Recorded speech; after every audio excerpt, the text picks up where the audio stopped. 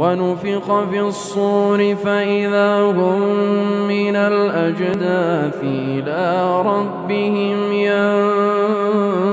ينسلون قالوا يا ويلنا من بعثنا من مرقدنا هذا ما وعد الرحمن وصدق المرسلون إن كانت إلا صيحة واحدة